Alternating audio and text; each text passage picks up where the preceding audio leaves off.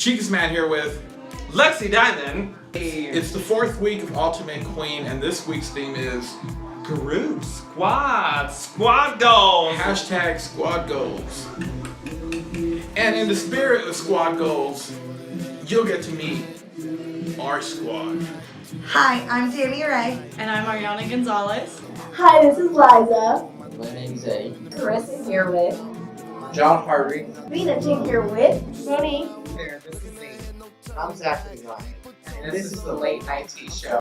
And you're watching the Late Night Tea Show. And welcome to the Late Night Tea Show. Welcome to the Late Night Tea Show. And welcome to the Late Night Tea Show. Welcome to the Late Night Tea Show. There we go.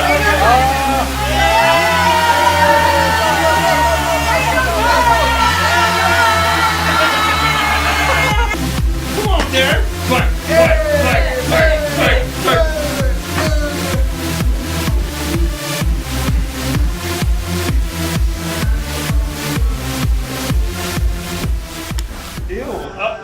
So back with us this week, we have our hostess with the mostest, Evelyn Evermore, and felony misdemeanor. And later on in the video, an exclusive interview with Evelyn Evermore.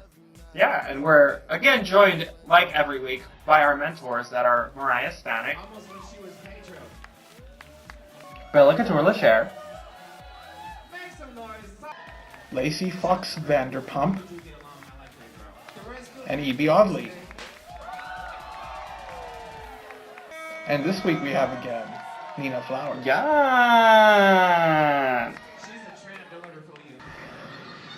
So let's get right to it, Lexi Diamond. Our first group, we have Kalila Cortez, Christina B. Vanity, Lynette Cassette, and Karma Nocturne. oh, I thought the costumes were great. I thought the concept was amazing.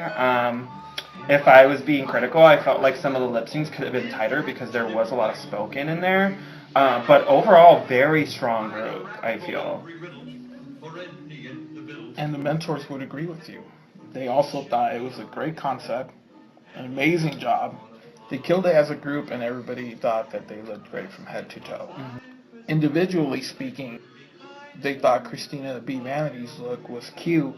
However, she was behind on her words. Yeah. I felt like Karma Nocturne's like mannerisms and presence was great. I felt like Lynette Cassette's was also great. I felt like the only thing that kind of didn't do it for me for Kalila was the costume malfunction, but again, really strong group overall. And she got clocked on her body hair, and not the way you may think. This time, they wish they would have seen more instead of less. Instead of less, yeah, because she's So they needs to make up their mind. Well, I get it though, because I mean it would have fallen in line with the costume, right? Mm-hmm. I also felt like the way that they introed it and like introed every character was cute into the Todrick Hall song. I just felt like they could have done that a lot quicker so that the energy could have been up for most of the number, right? And also later on, we talked to Kalila Cortez about this week. Yeah, that was very insightful. They did love Karma's look, and they thought that she was the most well put together. Agreed. And as for Lynette Cassette, she did get clocked on her pad lines, and they wanted to see more silver. They wanted to see her go more Tin Man if she was going to do that character. Right. However, they did praise her on actually coming out on stage and looking like she's having fun. She did give more energy than usual, which was a nice treat, and she looked amazing. But yeah. Next up, we have Group 2. So the second group was Willow Pill Repro Babe. and Dustin Tron. So the mentors thought this was one of the funniest group numbers they've seen in a while. I did literally laugh out loud quite a few times throughout the entire number. I felt like the costumes were really on point and they were smart in the direction that they went in because they could almost like go cheap. You know what I'm saying? Like they didn't have to do all these extravagant costumes that were very in line with what the aesthetic was. I felt like Dustin Tron's stage presence was there as always, and it was really good. Once it got into choreography, though, the only things I have to clock on is the fact that I felt like all of them at some point were looking at each other to see where they were at in the choreography. So a bit more rehearsal could have been great. Individually speaking, they loved Dustin Tron's look. They thought Willow Pill's monologue was on point and very believable.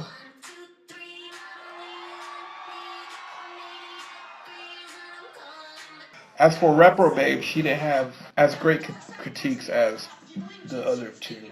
They wished that she was a little bit more dramatic, even though she threw a baby across the room. I don't know. They just thought that she was holding back. I kind of agree. I also feel like the spoken word part of her lip sync was trailing like a half a second behind the entire time, which kind of was caused a little friction there. But overall, I mean, it was great energy. The group was very cohesive, and they really drew the concept home, and I think that was key. It was a very entertaining. Yes, I agree. Next up, Group 3. So in Group 3, we have Chanel Banks, Dia Von Sleeves, Alexa Chang, and Veronica Taylor-Michaels. Okay, so the mentors thought that it was a good intro, strong start. However, they thought it got a little predictable with the Destiny's Child. They were hoping to see more of a demonic turn. However, they did appreciate their looks and that they each had their own style.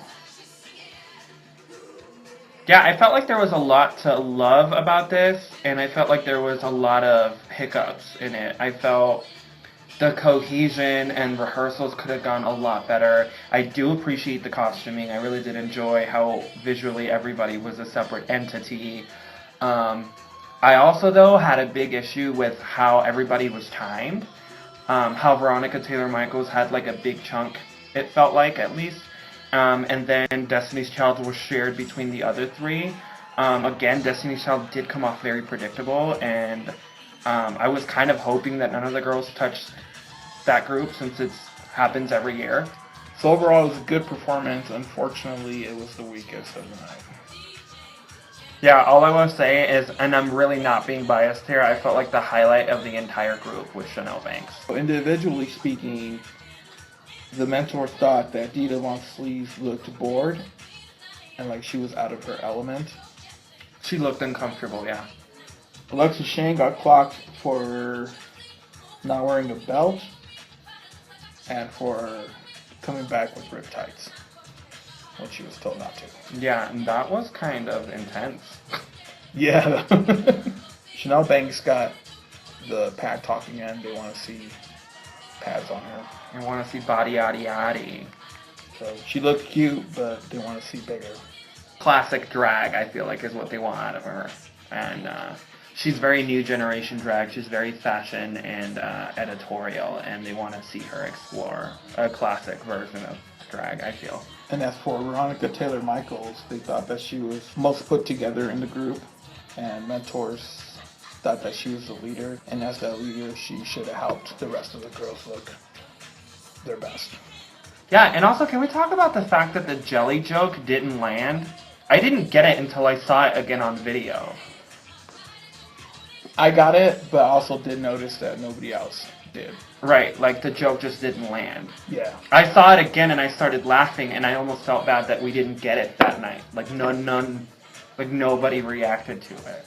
And just so everybody knows, all these groups did good.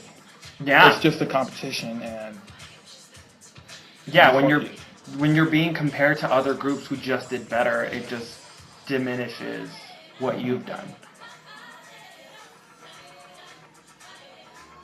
And next up is Group 4. So in this group we have Holly Monroe, Michelle B, Heavenly Powers, and Lisa Frank Cortez. yes. So do we even need to say anything? This was definitely the standout group. Individually speaking, not one of these performers got clocked for anything. No critiques for this group?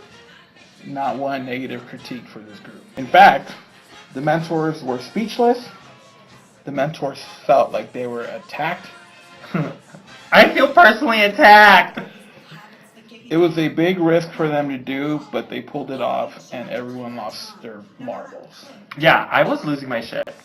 Like, it was my birthday that night, and I came with a group of people from school, and I had to run to the stage and run back to my group and run to the stage and run back to my group to explain what was going on since they didn't know the judges. And they were just like, what? Like, because I was freaking out. I thought it was so funny. The concept and the way that it was executed was immaculate. Yes, you can tell it was very well rehearsed. I actually got word from Lisa Frank Cortez afterwards, and she asked me to go in on her and really grill her for critiques. And Well, we can't do that if you make it hard for us, Lisa. exactly. Like, my critique would be, believe in yourself, girl, because you did great. You did amazing. You have been doing a really good job throughout the competition. I felt like the only critiques I really did have was Michelle B's lip sync was off literally by like 0.25 of a second. Heavenly Powers probably could have kept up with choreography like a second. She was a second behind the entire time.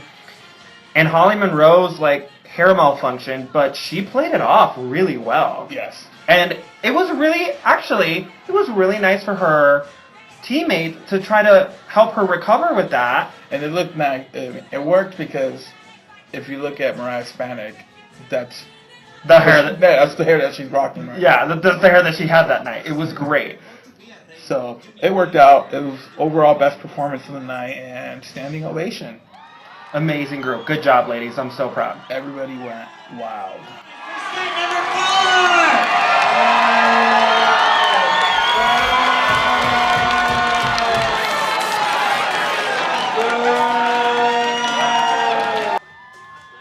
So Lexi, let's talk about our tops and bottoms. We all have a good top and a good bottom. So the lineup was Dita Von Slees, Veronica Taylor-Michaels, Lisa Frank Cortez, Chanel Banks. Well, the entire Coven group and Lisa Frank Cortez. Exactly. Do you think Lisa Frank Cortez deserved to win? Again, as the top performing group, I think Lisa Frank Cortez was the most consistent with her character. Yeah, I felt like she was super comfortable on stage, and everything seemed natural and effortless, and there was a lot of energy, and I felt like that really was what separated her from the rest of her group. Do you think that these bottom two, which was Dita Von Slees and Alexa Shane, do you think that this was a deserved bottom two? Do you think that they deserve to be there? I think as part of the weakest group of the night, and based on the critiques that they did get, yes. I agree. I felt like they weren't at their 100%, and it really sucks because everybody else just brought it so much harder, and so they just fell to the bottom. And like we said earlier, it's not because they suck, it's just a competition, and they're being compared with other people. Unfortunately, we have to see somebody go home. Exactly. So then we move on to our lip sync battle. It was intense. I felt like both of these girls brought energy. I felt like they were both ready to battle it out. And can I just say that this is one of my favorite songs that anyone can ever lip sync to? Like, I was in the audience, like, lip syncing with them, like, wanting to be on stage for no apparent reason. Yes. And this is one of those weeks where it sucks to go home because you are in a group and you can't really... Well, being in a group myself, I feel like no matter what, yeah, you have to be a team player and make sure that the vision is cohesive and that you're playing your part, but I don't think you pulling out all the stops to separate yourself alongside doing all that is a bad thing. I feel like that's what you should do, especially if you want to stand out in a group. So, and I felt like they were just... both of them were just doing what they were told, and I think that's what landed both of them in the bottom. Right. Can we talk about this Alexis Shane split that totally rocked the audience, though? It was, like, loud. Yeah, my eardrums were ringing for a good, like, minute 30 after everybody already shut up. People were going wild. This was an intense lip sync. It was very entertaining. The energy was there. It was like, it just gave us life. It had us gagged. This is the kind of lip sync battle we want to see every single week from these girls. Right, needless to say, Alexa Shane did not want to go home today. Oh, hell no, she did not. And I also want to compliment her on the fact that she timed everything correctly. It's not like she came in with the heavy stuff and the flips and the splits and all that like a minute in. She timed it perfectly to build up the audience and build up that energy, and it was great. She did a really good job. I also felt like Dita Von Sleece didn't want to go home either, and she put up a good fight, but it just wasn't up to par with who she was competing against. That being said, we did have to say goodbye to Dita Von Sleece. Girl, you did us proud. You actually did a really, really good job. Don't let anybody tell you otherwise. And I really like your aesthetic and what you have to offer to drag, and I really hope that you keep it up. And congratulations on making it as far as you did, girl, because this is a difficult composition this year. I agree. So that was hashtag squad goals. And squad goals it is. I felt like everyone did great. This was a really exciting week, and I felt like this took the entire competition to a different level with this team, and I was thoroughly impressed and really proud of this group of girls. Every single one of them. I agree. Once again, I'm Chicas Man. And I'm Lexi Diamond. And we just want to thank you again for supporting us and getting to meet our squad. Squad-o. You may- You ready? Hi everybody, welcome to the Late Night Tea Show with Lexi Diamond and Chicas Man. This is Kalila Cortez. She didn't know she was going to be interviewed tonight. Tell me what you think. How did tonight go for you? For me, I love group week, but every week is group week for me with the House of Cortez girl. Well, that's true. I've always got to work with 3 other girls, so I was into it, but at the same time, like, I'm ready to go back on my own. Yeah. I love my girls, though. Shout out to Karma, shout out to Christina, shout out to Lunette. Well, thank you so much. Did you have fun today? I had fun. Good. I love what you are doing. Thank It's you. amazing. We appreciate it. Thank you so much. Evelyn Evermore. Yay! So, how do you feel about this season? Truly, fully, as the reigning Ultimate Queen, I feel like I was lucky into getting into Ultimate Queen last season, where I won. As for this season, I would not have won. This season is so talented, so beautiful that I'd have been gone this week. Bye, week 3. Who are you? It's week 4, but go fuck yourself. Thank you. No, I agree. I mean, the cast this week. I have never. The cast. By the way, we're really drunk, so I do apologize. By drunk, we mean. I love being alive and I love liquor. Same thing. I like God how it's good. By the way, I like how I was in last season, so that was like a diss to me in that, like, for 2 seconds, like. But well, it's been several.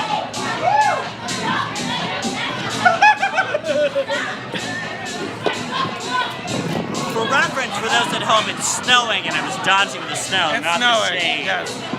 But I do agree, this was a really talented season, and I actually do feel fortunate in the fact that I'm not competing this year, so I do agree. Thank you for your 2 cents. How are you enjoying hosting this year? Hosting has been so much fun. Like, for me, hosting is my favorite part of drag. Like, I love performing and, like, doing the gig, but hosting and telling jokes and, like, making people smile has been my favorite part. So, to, like, host with Felony has just been a riot. Hilarious. I cannot wait for the opportunity to do that. We've officially, this week, tried to, like, combine costumes. I was supposed to be... The plan was she would be... What happened was...